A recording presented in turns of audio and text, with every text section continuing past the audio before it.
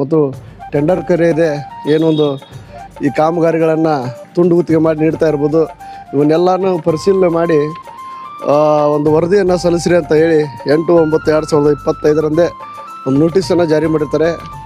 ಆ ನೋಟಿಸಿಗೂ ಕೂಡ ಯಾವುದೇ ರೀತಿಯ ಮಾನ್ಯತೆಯನ್ನು ಸಂಬಂಧಪಟ್ಟ ಅಧಿಕಾರಿಗಳು ನೀಡ್ತಾ ಇಲ್ಲ. ಹಾಗಾಗಿ ಇಲ್ಲಿನ ನ್ಯೂನತೆಗಳನ್ನು ಏನೊಂದು